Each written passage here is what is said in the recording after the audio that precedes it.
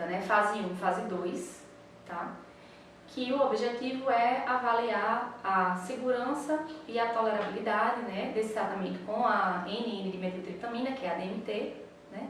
Primeiramente em um grupo de voluntários saudáveis que tem experiência já, né, no uso da DMT, e em sequência um grupo de pacientes com depressão. E aí nesse segundo grupo, o nosso objetivo é ver, né, se existe diminuição dos sintomas de depressão após o tratamento com a substância, com a DMT.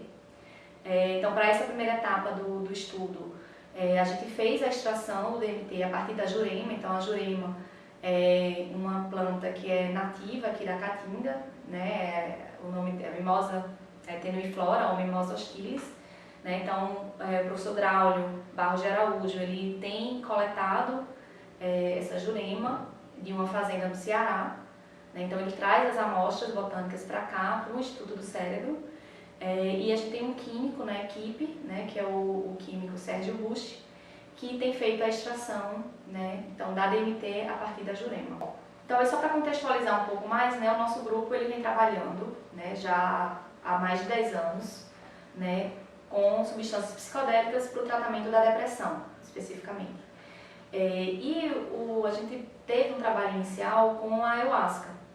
Né? Então, a ayahuasca ela é uma bebida, né, de origem indígena, né, e que ela é composta por duas substâncias principais, que seriam a N,N-dimetiltriptamina, né, a DMT, e outras substâncias que são as beta-carbolinas, que, enfim, é a combinação dessas duas que vai promover os efeitos, né, que são bem conhecidos da ayahuasca.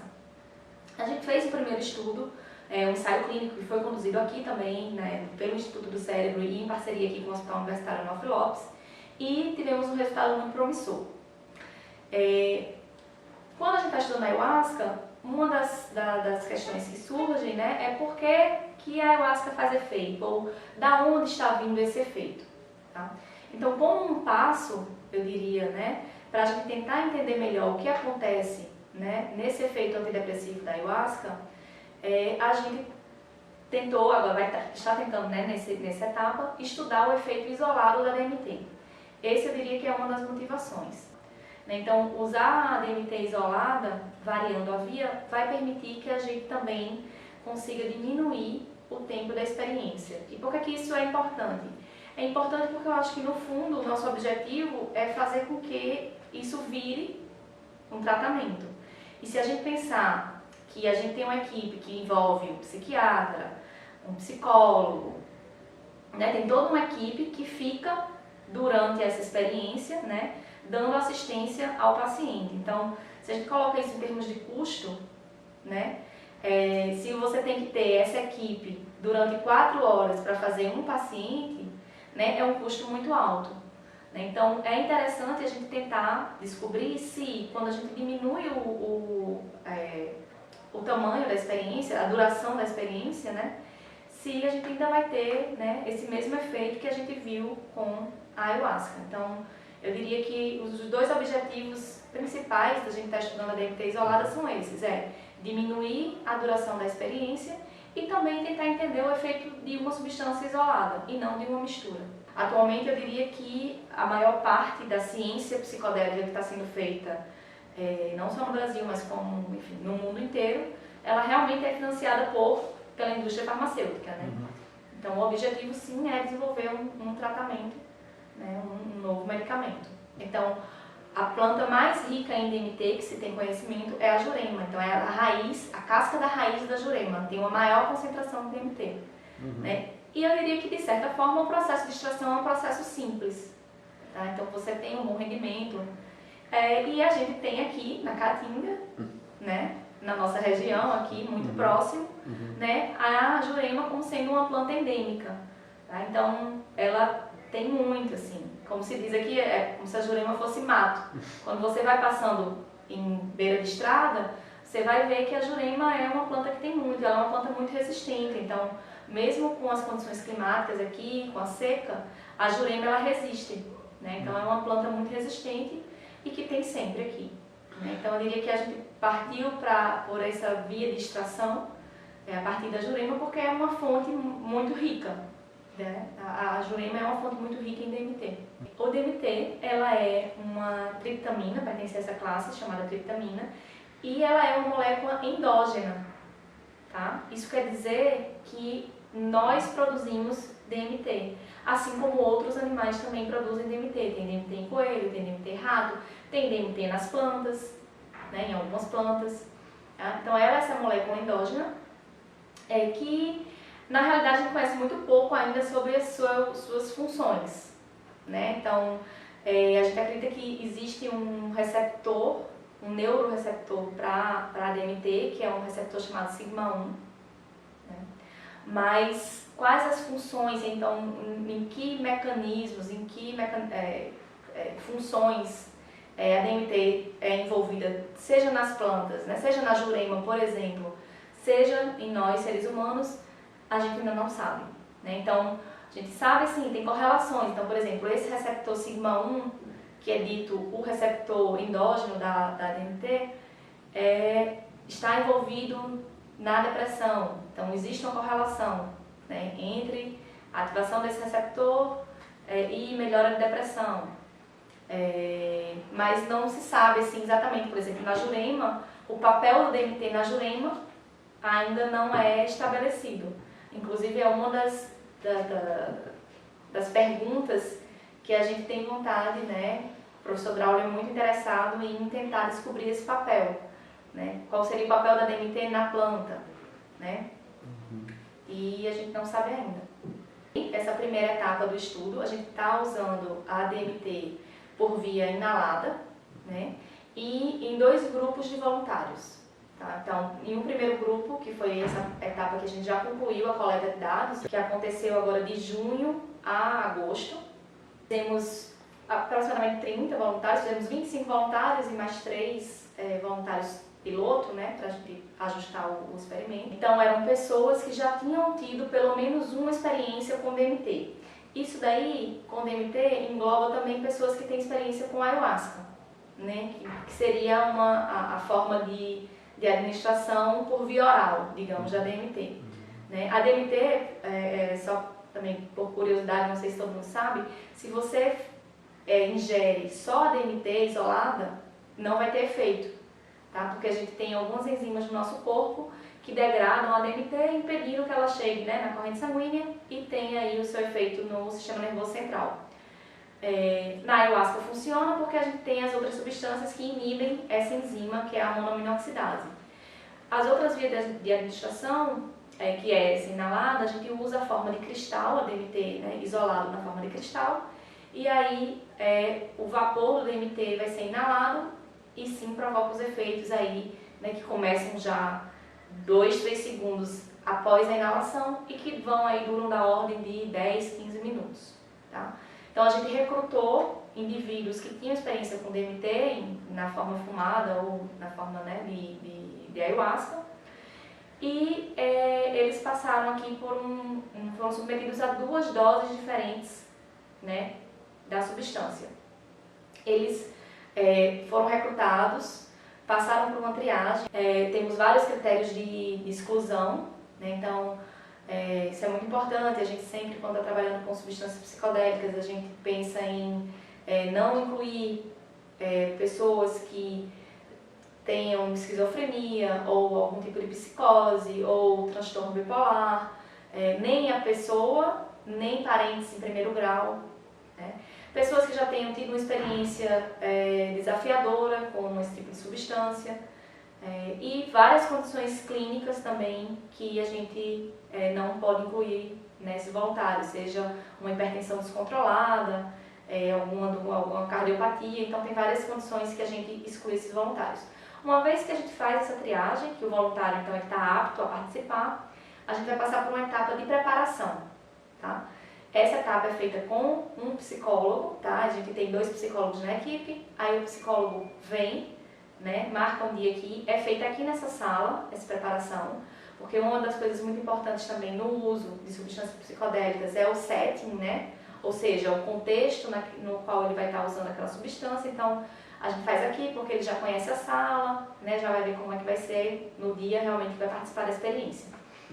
Então, essa preparação inclui contar um pouco sobre a substância, sobre os efeitos, ensinar algumas técnicas, né, que podem ajudar a pessoa a passar por uma experiência que seja um pouco mais difícil. A gente sabe que essas substâncias, né, mexem com muita coisa, emocionais, então pode, né, provocar pode provocar ansiedade, enfim, trazer lembranças que mexem com a pessoa. Então, os psicólogos, eles ensinam algumas técnicas de respiração, para tentar, né, deixar a pessoa muito segura com relação à experiência que ela vai passar, né.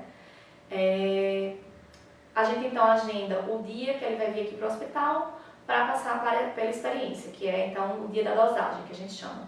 Essa dosagem, ela então começa aí em torno das 7 da manhã e vai até as 2 da tarde, tá? Em um dia a pessoa vai receber 2 doses de DMT. Uma primeira dose, que é uma dose baixa, que a gente chama que é a dose de segurança, tá? E uma vez que ela passou por essa primeira dosagem, que se ela tiver vontade de participar, continuar no estudo, ela vai receber uma dose que é mais alta, tá? A gente fez vários esquemas de dose aí, variando, né? Então, tivemos vários esquemas de dose que iam desde 5 miligramas até 60 miligramas, tá? Isso aí foi, aleatoriamente, a gente distribuiu os nossos voluntários aí entre essas doses. É difícil comparar, porque assim, como a duração da DMT, dos efeitos, é muito curta, então eu diria que ela é uma dose mais intensa, pode ser mais intensa do que no ritual de ayahuasca, mas ao mesmo tempo é mais curto, né? Então assim, tem um balanço aí que para uma pessoa que é ayahuasqueira, por exemplo, mesmo tendo várias experiências com ayahuasca, ela pode achar mais intensa essa experiência com DMT também, né? Eu diria que as doses baixas, né, que a gente utilizou foram doses subpsicodélicas até. Então, assim, só para dar uma ideia à pessoa de como é mesmo aqui. Também o tempo dela se acostumar com todas as medidas que a gente faz. O voluntário, ele chega, ele é recebido pelo médico. Então, a gente vai fazer primeiro uma entrevista rápida com ele para saber o estado atual dele, porque ele já fez a triagem ali, vamos dizer, há uma semana, 15 dias. Como é que tá naquele dia. A gente faz a monitorização, né, de sinais vitais, então a gente vê frequência cardíaca, faz um eletrocardiograma, pressão, né, e oximetria, pressão arterial e oximetria, e faz também a colocação da touca, que vai medir o sinal de eletroencefalografia, tá? Uma outra monitorização que a gente faz, né, uma outra medida que a gente faz é coleta de sangue, tá? Essa coleta de sangue vai tanto servir para a gente observar alguns marcadores bioquímicos, né, e hormônios, como também para a gente dosar a quantidade de DMT no sangue, a concentração de DMT no sangue, ao longo, né, da administração. Então, uma vez que a gente colocou tudo isso, aí já vai ser por volta das 9 da manhã, mais ou menos, tá? Que acabou essa primeira etapa. Aí a gente faz a administração da dose baixa, tá? Então, como eu falei, aqui na sala fica sempre um médico, uma enfermeira, que vai fazer a coleta de sangue, o psicólogo, que está sempre presente aqui. Então, esse psicólogo vai estar ao lado, o psicólogo que fez a preparação é o mesmo, né, a psicóloga ou o psicólogo, ele vai acompanhar aquele voluntário durante todo o processo. Fica aqui também, presente na sala, e Isabel ou algum outro estudante que fica para coletar o dado da eletroencefalografia, tá? Uma vez que acaba essa primeira etapa, né, então essa dose baixa, a gente pergunta se o voluntário quer continuar, e aí a gente parte para uma dose mais alta. Da dose baixa para a dose alta, a gente aumenta 4 vezes, então se a dose baixa foi 5, a dose alta vai ser 20. Por exemplo. Então, a gente sempre usou essa proporção de 4 vezes da dose, tá? E aí, normalmente, sim, essa segunda dose é uma dose psicodélica, em que a pessoa vai experimentar aí todos os efeitos que são conhecidos, né? De alteração de percepção visual, auditiva, né? Na sensação do corpo, insights, né? Uma experiência aí, psicodélica completa, mas que mesmo com a dose mais alta, ela também tem essa mesma duração aí de 15 minutos mais ou menos, tá? Quando acaba essa etapa aí desses efeitos mais agudos, a gente vai passar por uma etapa que a gente chama de integração imediata. Então, o psicólogo vai fazer uma entrevista qualitativa, tá, com esse voluntário, em que ele vai contar como foi a experiência. Ele vai contar como começaram os efeitos, ele estava escutando música, né? Então durante a experiência a gente tem uma playlist, ele fica escutando música. Então vai perguntar se a música fez diferença na experiência, se houve diferença, né, na forma como ele ouvia a música, se houve alteração das emoções, da forma de pensar, de como ele se sentia, de como ele se percebia no mundo, né? Então, né, alterações da percepção de si mesmo também com relação aos outros. Então tem essa primeira etapa de uma entrevista aberta, eu diria, e em seguida a gente faz um questionário, tá? Que é um questionário chamado Hallucinogenic Rating Scale, que é HRS, que foi um questionário inclusive desenvolvido por um pesquisador que retomou os estudos, né, psicodélicos aí nos anos 90 e que desenvolveu essa escala exatamente para avaliar efeito de DMT, que foi o Rick Strassman, nos Estados Unidos.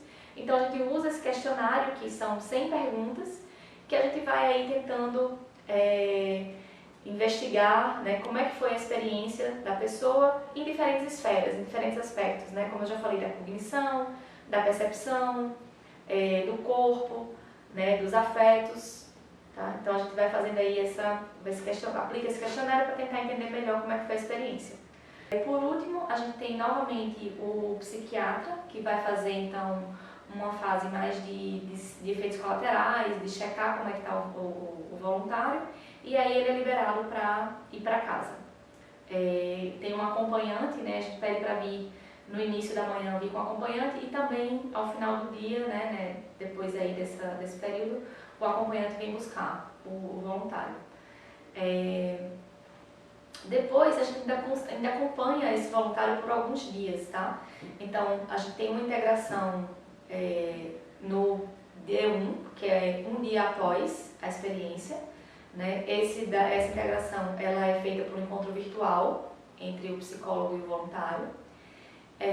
Temos um encontro presencial 14 dias depois, então a gente pede para o voluntário retornar aqui para a nossa sala e aí vai novamente conversar com o psicólogo e faz também um check-up médico, então para a gente ver se não houve realmente nenhum efeito colateral, efeito adverso.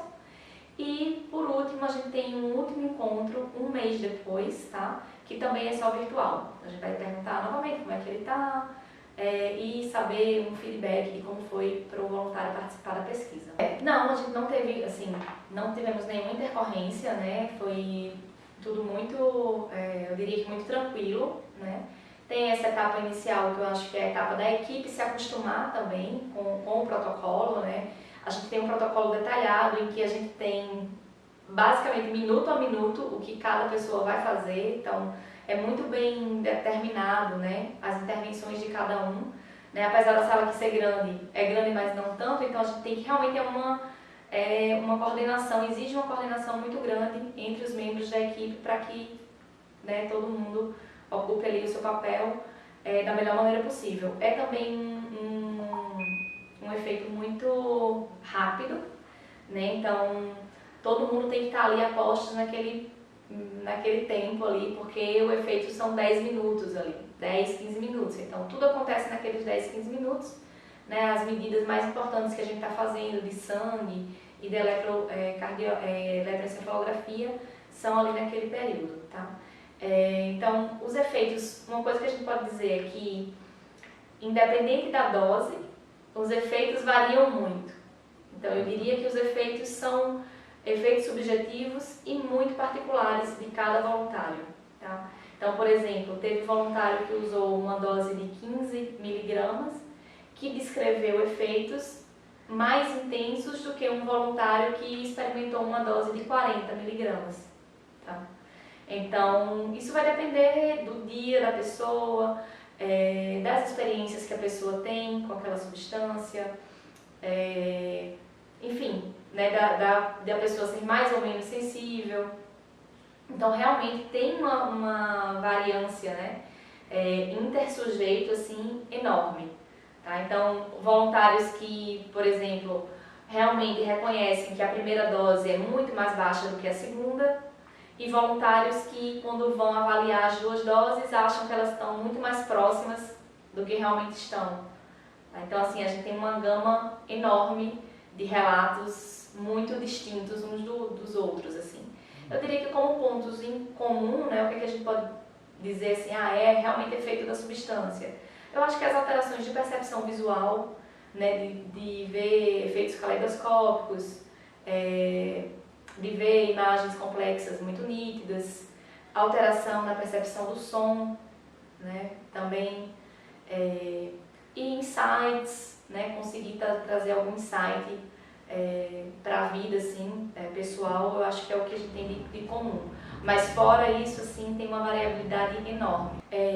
A gente avaliou ansiedade, porque a gente entende que a ansiedade, então, a sociedade que a gente vive hoje, todo mundo é mais ou menos ansioso, mesmo que não seja diagnosticado, né, com um transtorno de ansiedade geral, por exemplo, mesmo que não tenha um diagnóstico, todo mundo tem um pouco de ansiedade, né, relacionado ao estresse mesmo da vida, do dia a dia. Então a gente tentou avaliar a ansiedade, qualidade de vida, satisfação com a vida.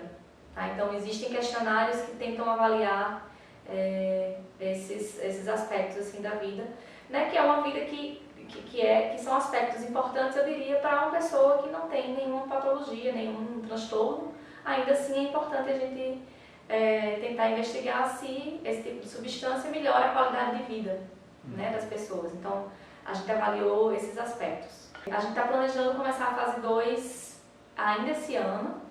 É difícil a gente precisar quando, porque para essa fase 2 a gente vai utilizar a substância da empresa, né, da BioMine, e estamos lidando aí com todo esse processo de importação, que é um processo lento e complicado. A ideia é fazer também um grupo de 25 pacientes, né, da mesma forma, então o processo é exatamente o mesmo, o que muda é o critério de inclusão, que aí nesse caso a gente vai trabalhar com pacientes que não respondem aos tratamentos convencionais, né, de depressão, e também muda o nosso objetivo agora é avaliar a depressão. Então a gente vai ter escalas, né, esses questionários que avaliam os sintomas de depressão, a severidade da depressão. Vamos continuar medindo também, avaliando a ansiedade, mas aí agora o nosso foco é realmente a depressão.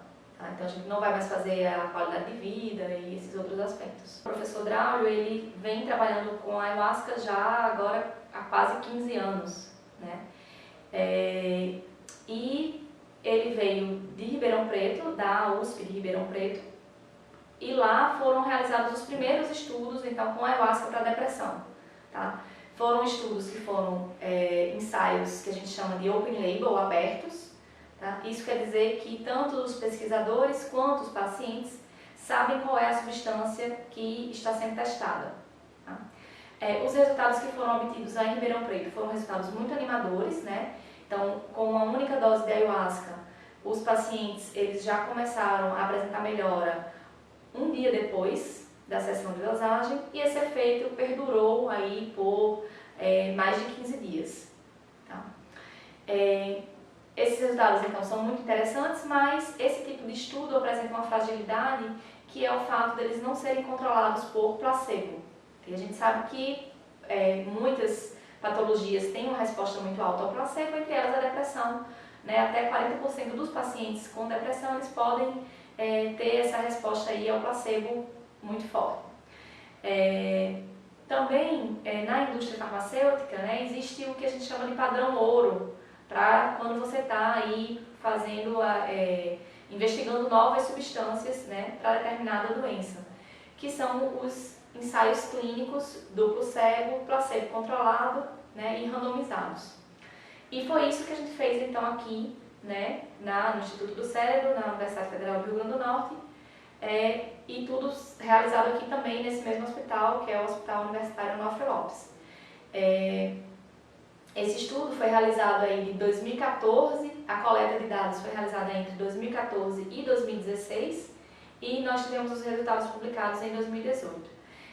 Basicamente o que a gente fez foi então pegar, recrutar pacientes que tinham depressão resistente ao tratamento, ou seja, aqueles pacientes que já tinham testado pelo menos 2 medicações antidepressivas de classes diferentes, com uma dose adequada e pelo tempo adequado, tá? E que não apresentavam uma melhora clínica.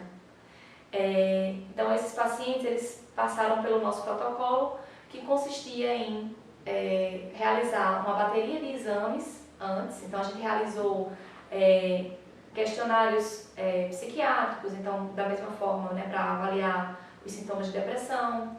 Fizemos exames de ressonância magnética funcional. O paciente ele dormiu aqui no hospital para a gente fazer um exame chamado polissonografia, que é uma eletroencefalografia durante o sono. E aí no dia seguinte a gente também fazia coleta de saliva e de sangue e a gente administrava o tratamento. Esse tratamento podia ser ou ayahuasca ou placebo, tá? Então a gente teve um grupo de 29 pacientes que foram divididos, alocados, né, de maneira aleatória em um desses 2 grupos, tá? Ou ele ia tomar ayahuasca ou ele ia tomar o placebo. O placebo, né, a gente fez uma substância que tentava mimetizar a ayahuasca. Então, uma substância que não tinha nenhum efeito psicoativo, mas que era marrom, amarga, azeda e que provocava certo desconforto gástrico. Porque um dos efeitos muito conhecidos da ayahuasca é exatamente esse desconforto gástrico, que gera náusea, que pode até levar a vômito, de maneira mais rara também diarreia. Então, a gente tentou, né, fazer um placebo aí que tentasse imitar ao máximo a ayahuasca, claro, sem os efeitos psicoativos. Então, o voluntário, né, o paciente, ele ficava aqui nessa sala e a gente dava a ayahuasca. A ayahuasca a gente usou tal qual se usa nos rituais, tá? Então, da forma líquida mesmo. A ayahuasca que a gente usou foi fornecida por uma igreja da Barquinha, de Ji-Paraná, Rondônia, do mestre Fernandes. E a gente deu aí, a dose era ajustada pelo peso, né? A gente dava aí, então, por exemplo, uma pessoa de 70 quilos tomou 70 ml do chá, que era também uma dose equivalente ao que se toma no ritual, tá? De uma toma, por exemplo, de um ritual do Santo Daime ou da União Vegetal. Novamente, esses pacientes eles também foram monitorados por eletroencefalografia durante todo o efeito, que dura aí em torno de 4 horas, tá? E também tinha um psiquiatra que em alguns momentos entrava na sala para fazer a aplicação desses questionários, então, para saber como é que estava a depressão e também por segurança para ver alguns outros aspectos da experiência, né? Terminado essas 4 horas, o voluntário, o paciente, ele retornava a casa e no dia seguinte ele retornava, que ele vinha novamente ao hospital, onde a gente ia refazer essa bateria de exames, tá? Então a gente fazia de novo entrevista com o psiquiatra, a aplicação de testes neuropsicológicos, a ressonância magnética funcional, dormia aqui no hospital novamente, né, fazendo a polissonografia.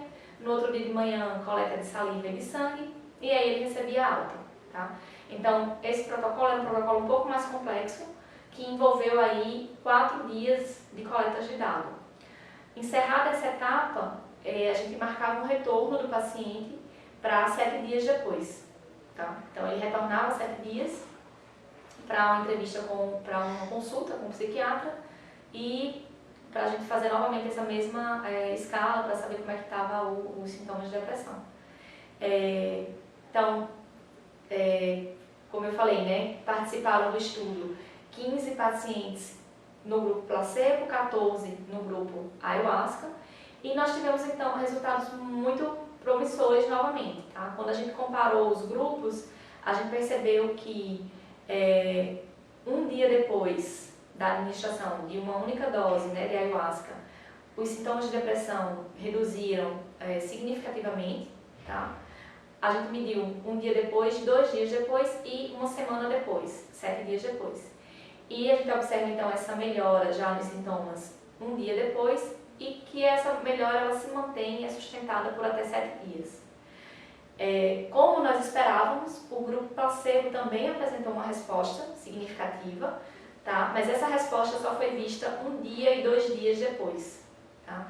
Quando a gente mediu 7 dias depois, os sintomas de depressão dos pacientes, né, que beberam placebo já tinham voltado basicamente ao que era antes, tá, do estudo.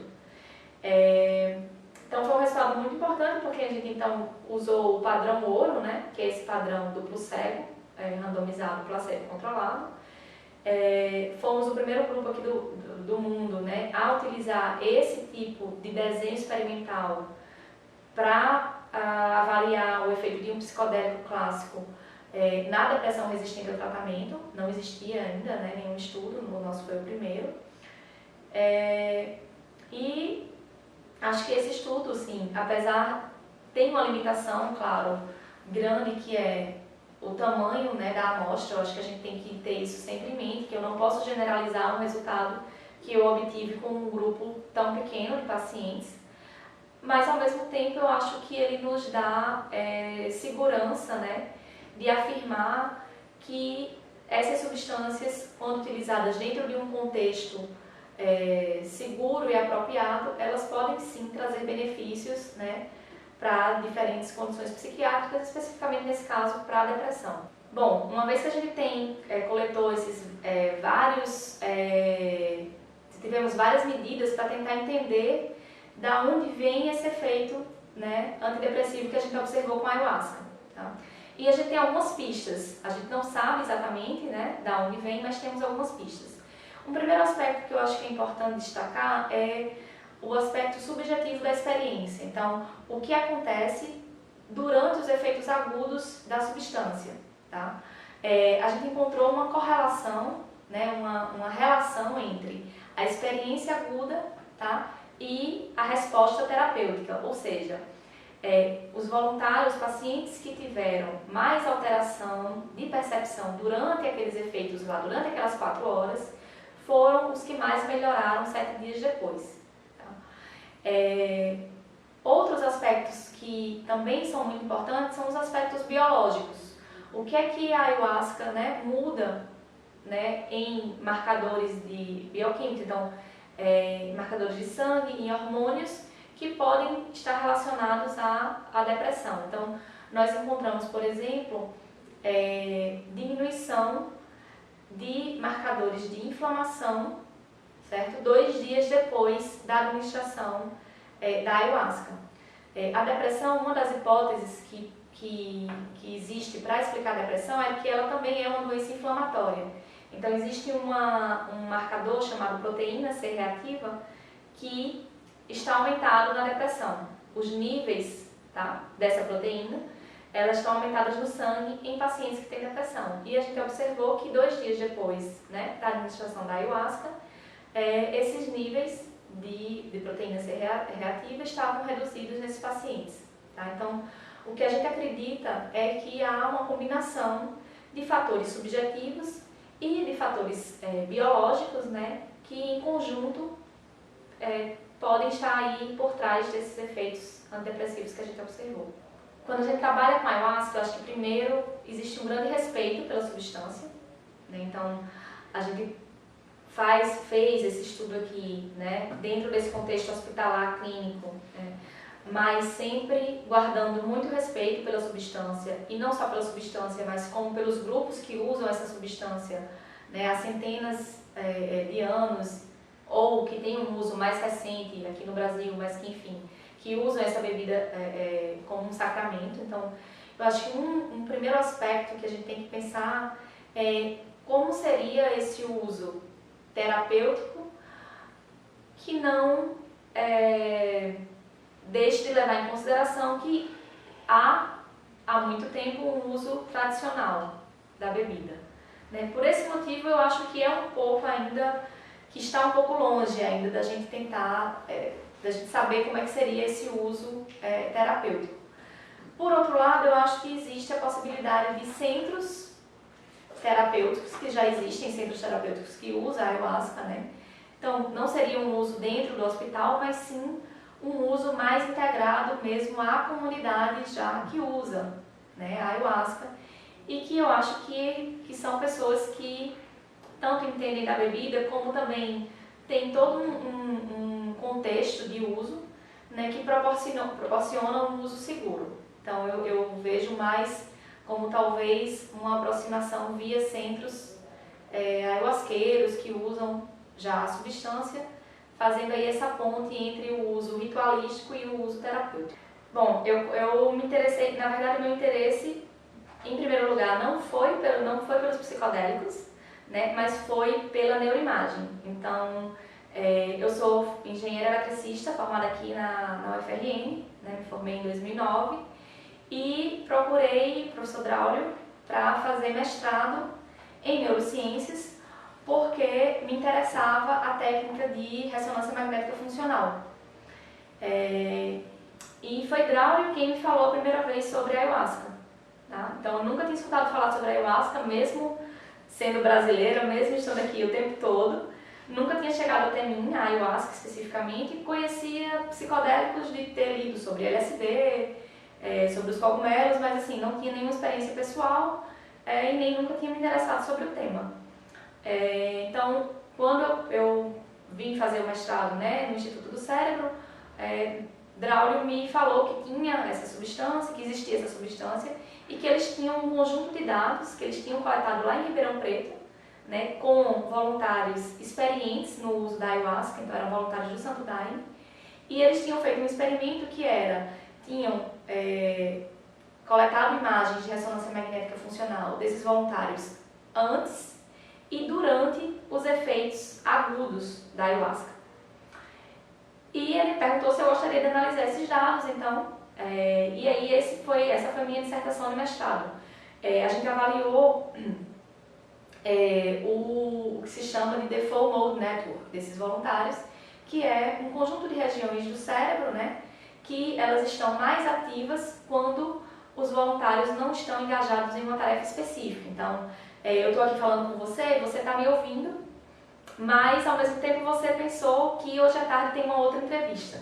Então, sua cabeça está aqui e está lá, né? Então, esse movimento que a gente faz o tempo todo, né, seja de pensar no passado, no futuro, de planejar o que tem que fazer, ou seja mais de pensamentos introspectivos, né, está associada à atividade dessas regiões que a gente chama de DMN, ou rede de modo padrão.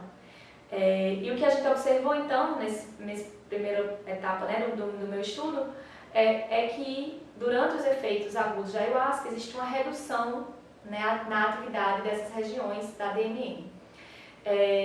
Eu diria que esse resultado também é um resultado que foi super importante porque a gente já tinha visto esse mesmo padrão de comportamento com a psilocibina, que é a substância que tem nos cogumelos, e alguns anos depois a gente também viu no LSD. Então eu diria que atualmente esse marcador de redução da atividade da DMN, né, vista por ressonância magnética funcional, é um marcador da experiência psicodélica, né, um marcador neural da experiência psicodélica.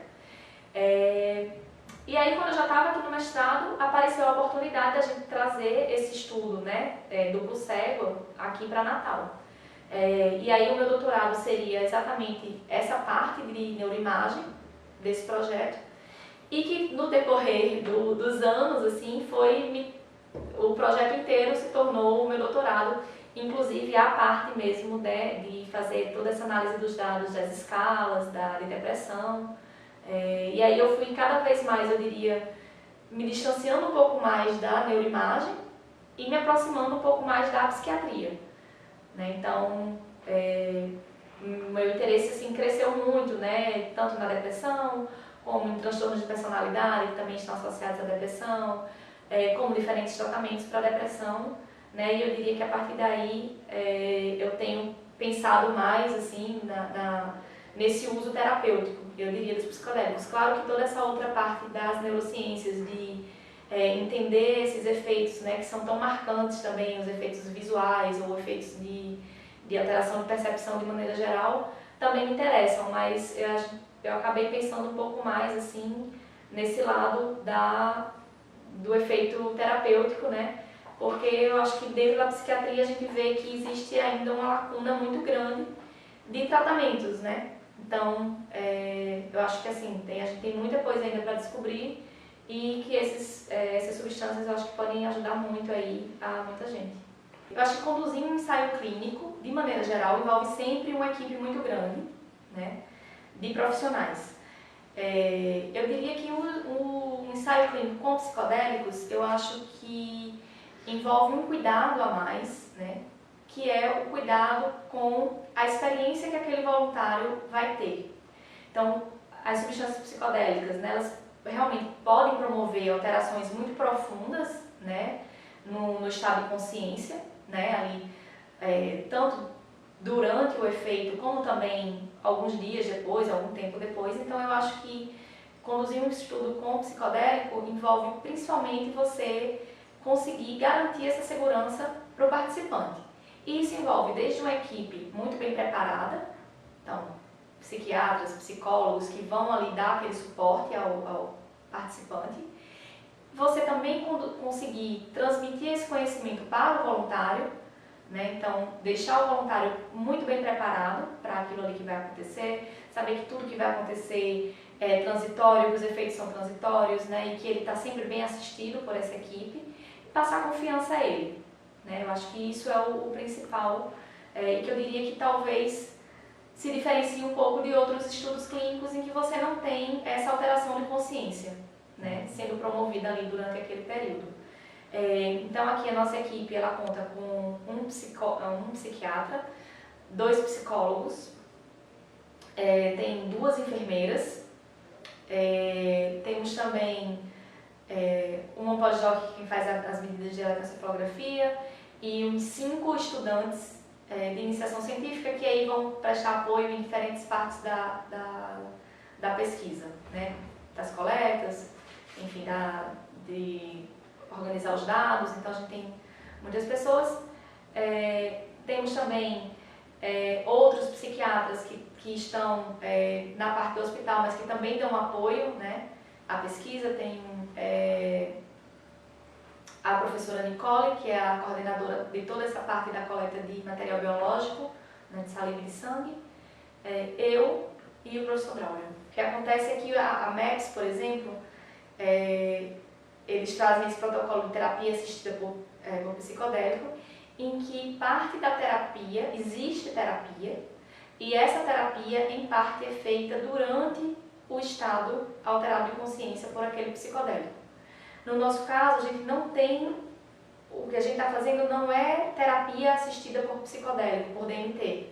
O que a gente tem é o tratamento com DMT e nós oferecemos um suporte psicológico. Tá? Como é isso? Então, o paciente ele não vai estar fazendo terapia, psicoterapia com os nossos psicólogos. Tá? Eles vão ter encontros com esse psicólogo em que a gente vai preparar o voluntário para aquela experiência, preparar, de novo, né, engloba tanto contar sobre os efeitos da substância, ensinar técnicas que ele pode usar durante a experiência, caso essa experiência seja um pouco mais difícil, tentar entender quais são as expectativas desse voluntário em estar participando do estudo, as intenções dele, tá? Então a gente tenta sim ter né, falar um pouco sobre as motivações que trouxe essa pessoa a procurar esse tratamento, mas não é uma terapia, né, exatamente. E depois dessa preparação, nos encontros seguintes com o psicólogo, o que eles vão fazer é exatamente tentar integrar o que aconteceu lá do efeito agudo, né? Então, um insight que a pessoa tenha tido, uma visão que ela viu, uma memória que apareceu ali naquele momento, tentar integrar isso com o cotidiano da pessoa, né? Para que isso se reflita, então, né, em uma mudança ou em um conhecimento que vai trazer um benefício ali para aquela pessoa, uma vez que aquele efeito ali agudo passou, né? Então, os encontros seguintes que o psicólogo tem no sentido, então, de fazer sentido dessa experiência na vida da pessoa. Eu acho que essa eu diria que a questão financeira, né, digamos assim, a questão do custo mesmo do tratamento, que você vai ver que não é o custo nem da substância, é o custo dos profissionais que vão estar ali, né, aquele tempo todo dedicados ali a uma única pessoa. E que eu acho que isso é muito difícil de você trazer para o sistema de saúde daqui do Brasil, né? Então, eu acho que parte, inclusive, da nossa motivação de estar estudando a DMT é a gente tentar encurtar essa experiência. E parte também da gente oferecer um suporte psicológico, né, e não essa terapia assistida também por psicodélico, é visando exatamente encontrar um modelo, né, que seja escalável, né, que a gente consiga fazer isso numa escala, né, maior, porque assim, se a gente pensa na depressão exclusivamente, né, tem mais de 100 mil pessoas aqui no Brasil que têm depressão. Então, como é que você consegue oferecer esse serviço que não seja para uma elite que pode pagar por um tratamento novo? E a cetamina, ela já está aprovada, né, não é um psicodélico clássico, já está aprovada, mas o medicamento que está aprovado, ele custa mais de 7 mil reais. Quem pode pagar 7 mil reais? Né? Então, o que a gente está fazendo aqui no hospital é entender uma maneira de usar a cetamina, mas que seja um tratamento acessível.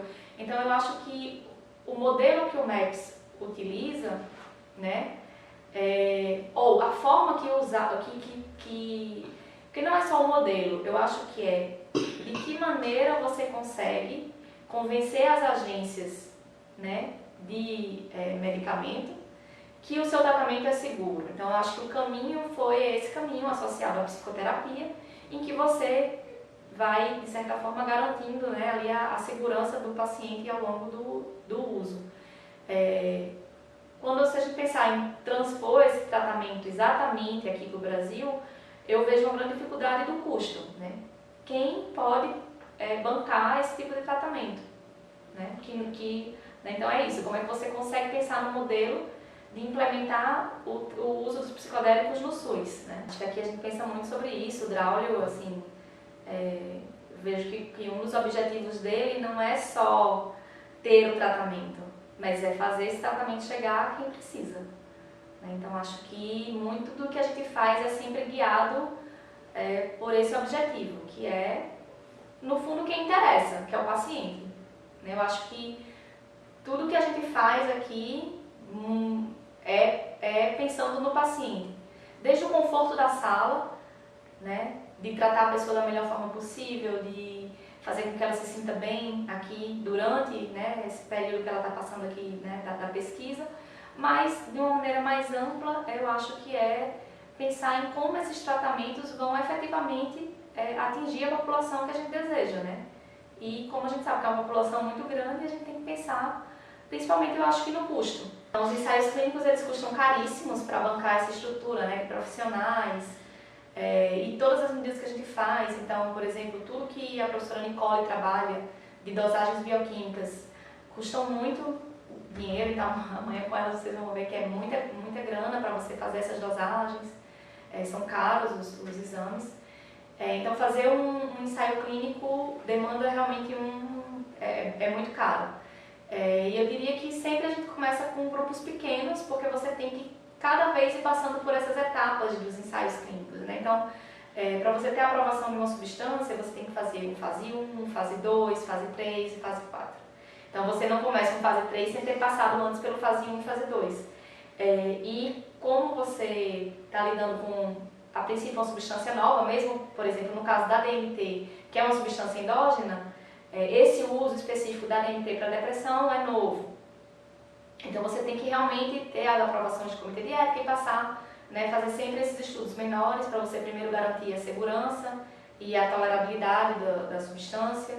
E aí você depois tem que começar a apresentar alguma evidência de que essa substância traz o benefício para aquela condição que você está interessado. Então é por isso que a gente, na segunda etapa, já inclui pacientes, mas e aí um grupo, né, que você calcula. Na verdade, quando você vai fazer isso, você calcula o tamanho da sua amostra para você tentar ver aquele efeito que você espera. Então, é isso, em torno de 30 pacientes para você tentar ver essa resposta. Uma vez que você tem uma resposta, aí você vai pensar em estudos controlados por placebo, para poder ser essa segunda etapa ainda da pesquisa, e aí sim passar por uma fase 3, em que você faz estudos multicêntricos, que você aí inclui na ordem de centenas de pacientes. Mas é um processo assim, eu diria que longo. Aqui no hospital tem o psiquiatra Emerson Arcoverde. ele tem a intenção de criar um centro, né, de tratamento para pacientes com resistência com pacientes com depressão resistente a tratamento. Né? Nesse centro, incluiria aí tudo que a gente pode ter como linha não convencional de tratamento, né? Que seria a acetamina, os psicodélicos e ECT, a eletroconvulsoterapia. Então, existem já pacientes que são atendidos no ambulatório. Esse protocolo de pesquisa que a gente está fazendo aqui da acetamina, na verdade, a gente está aproveitando o que já existia de ambulatório e só fazendo algumas medidas. Então, é um estudo quase observacional, eu diria. Então, já existe como tratamento, né, oferecido para esses pacientes que não respondem. A eletroconvulsoterapia também já está funcionando, então ele já tem alguns dias que eles fazem as sessões de ECT. E a DMT entra como um protocolo mais experimental, eu diria. Né? Mas então, assim, o hospital eu acho que tem é forte nisso, assim, em tentar buscar tratamentos alternativos, né, especificamente por causa da depressão. Eu acho que o Brasil está muito bem posicionado, né, diria que nessa nova onda de pesquisas com psicodélicos, né. Eu acho que a gente deve isso à ayahuasca, principalmente, né.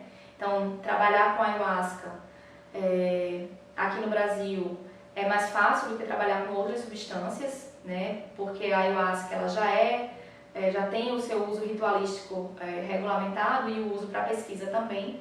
Então isso acaba facilitando o acesso, né, à substância, que eu diria que é uma das coisas que é mais difícil, né, é você trabalhar com substâncias que são proscritas, né, então você precisa de muitas autorizações, é caro, você precisa importar, então tudo isso exige muito recurso, seja recurso financeiro, seja recurso de tempo, né, é muito gasto. Então eu diria que graças à ayahuasca o Brasil ocupa essa posição, né, de destaque. Eu diria que a gente realmente compete de igual, né, com os grupos que estão nos Estados Unidos, na Europa, né, tem na Suíça, tem em Londres. Então eu diria que a gente está aí, consegue competir, a gente é competitivo nesse mercado. Acho que há uma dificuldade quando a gente pensa na questão de financiamento das pesquisas, né? A gente não tem nenhum financiamento público há anos, tá? Então, essa pesquisa que eu contei aqui que foi a pesquisa do meu doutorado com a ayahuasca, a gente teve recurso federal para realizar essa pesquisa, mas desde 2016 não existe nenhum recurso federal financiando as nossas pesquisas. Então, a gente sabe que fazer ciência é caro. E uma vez que não há investimentos, a gente vai ficando para trás, né? Então eu acho que assim, que a nossa permanência, eu diria, dentre esses grupos que se destacam, né, que estão fazendo pesquisa agora, né, de maneira séria e que tem se destacado aí nos últimos 10 anos, eu acho que também está muito condicionada a gente conseguir financiamentos que consigam aí promover esses estudos aí no longo prazo, né? Que a gente também sabe que fazer ciência não é rápido, né? São processos que demoram, então tudo demora muito, tanto a etapa de coleta de dados como de análise dos dados. Então acho que é conseguir aí financiamentos de projetos de mais longo prazo. Você quer continuar fazendo e a maneira que todo mundo tem encontrado de fazer é realmente se associar à indústria, né? Não existe... eu diria que atualmente é uma onda, mas é uma onda que a gente vê inclusive não só aqui também, né? Então tem realmente esse interesse comercial muito grande que acaba você tendo sempre esse conflito de interesse, né? Como você falou, quando você tem pesquisas financiadas com dinheiro público, o pesquisador está muito mais livre, de certa forma, para fazer as perguntas que ele vê como interessantes, né, de responder. Uma vez que você tem empresas financiando aquele estudo, você fica um pouco mais limitado, né, de certa forma, no que você pode pesquisar. Acho assim que a história das substâncias psicodélicas, né, elas vêm aí de longa data, né? Os homens utilizam essas substâncias há milhares de anos, sempre, né, inicialmente nesses contextos de ritual. A ciência psicodélica em si, eu acho que ela inicia com a síntese do LSD, lá na década de 1943. E a partir daí já vem junto, eu acho, a indústria farmacêutica, né? E aí começa toda essa fase que a gente conhece, que foram realizadas aí muitas pesquisas lá nos Estados Unidos, com o LSD principalmente, mas também com psilocibina, para diferentes condições. Nesse momento, eu acho que entra aí a questão da proibição das drogas, né, como uma política, né, que não olhou para essas substâncias como substâncias que têm um efeito terapêutico, mas sim relacionadas ao movimento de contracultura, né, e aí veio essa proibição geral que a gente teve das substâncias psicodélicas e que elas passam a ser drogas, né, classificadas como essas substâncias que são perigosas, que não têm nenhum benefício e que inclusive causam prejuízo à saúde. A maneira que os psicodélicos, quando a gente fala de psicodélicos também é um termo muito amplo, né? Vai depender da definição que você está dando. Se é uma definição farmacológica, a gente sempre faz uma diferença entre o que são psicodélicos clássicos e outros psicodélicos. Então, por exemplo, eu posso, de alguma forma, considerar a maconha um psicodélico. Por quê? Porque ela promove uma alteração de consciência, ela promove alteração de percepção.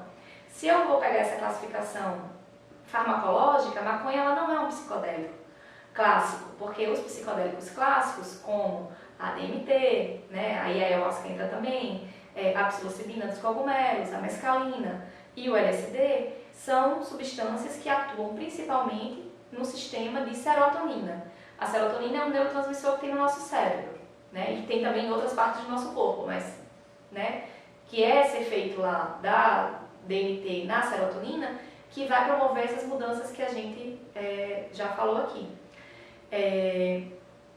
As outras substâncias, né, que a gente chama que são drogas também, então a cocaína ou a heroína, vão atuar em outros receptores. Então, existe uma classificação das drogas com relação à farmacologia delas e como elas vão promover esses efeitos no cérebro, né?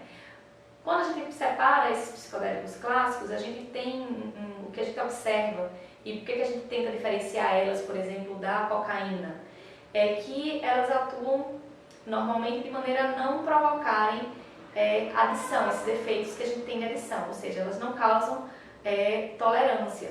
Isso quer dizer que você toma o DMT um dia e você depois não vai precisar de uma dose maior dessa substância para fazer o mesmo efeito. Isso, por exemplo, não é o caso da cocaína. Se a gente vai ver, as substâncias psicodélicas são as que menos causam prejuízo, tá? Porque elas tanto são seguras do ponto de vista individual, como também uma pessoa que está sob o efeito da substância ou que faz uso, ela não oferece um risco, por exemplo, à sociedade, como é o caso do álcool. Então, se a gente pensa no álcool, que é uma substância legal, que tem um uso legalizado, é uma substância que a pessoa pode colocar em risco muita gente, né? Por exemplo, ao dirigir alcoolizado. Então, eu acho que essa questão da proibição das drogas é uma questão política, né? Sem dúvida é uma questão política, não é baseada em evidências que a gente tem exatamente sobre esse prejuízo que essas substâncias podem causar aos indivíduos e à comunidade, né? É uma questão política e que eu acho que, assim, pouco a pouco, apesar de lentamente, eu acho que a gente está caminhando para um cenário melhor, né? Acho que, por exemplo, nos Estados Unidos tem um cenário agora de que vários estados estão descriminalizando essas substâncias, né? Mas eu acho que também é um assunto aí que a gente precisa discutir muito. Como é que você faz essa descriminalização e regulamentação? Porque eu acho que a liberação passa pela regulamentação. E aí você tem muitas questões que são muito difíceis, de apropriação cultural, de como você vai regulamentar isso, de não beneficiar uma única empresa, de não ter um monopólio. Então, assim, eu acho que a gente está caminhando, né, para a ampliação da discussão. Mas eu não vejo ainda uma saída única. Eu acho que tem, né, que aumentar por outro lado, eu vejo que o próprio, a gente observa o interesse de várias veículos de comunicação têm vir fazer entrevista aqui com a gente, ou né, de dar destaque à nossa pesquisa na grande mídia. Eu acho que cada vez mais contribui para a gente trazer esse assunto para a sociedade, porque no fundo as pessoas que vão ser beneficiadas pelo uso, né, têm que ser informadas. Então eu acho que, eu vejo assim que essa questão da proibição ou da não proibição, ela passa pela regulamentação e pela educação. Se a gente consegue educar as pessoas, né, informar as pessoas, né, sobre os riscos, porque claro que existem riscos, né? Eu acho que assim, não adianta a gente pensar que o psicodélico é para todo mundo, assim como o açúcar não é para todo mundo. Se eu der açúcar a uma pessoa que é diabética, eu posso prejudicar muito aquela pessoa. Assim também eu vejo como as substâncias psicodélicas, né? Se a gente já vê, então existem fatores de risco, né, associados ao uso. Então, né, se a pessoa é esquizofrênica, se a pessoa tem algum tipo de psicose, né, então deve evitar o uso, né?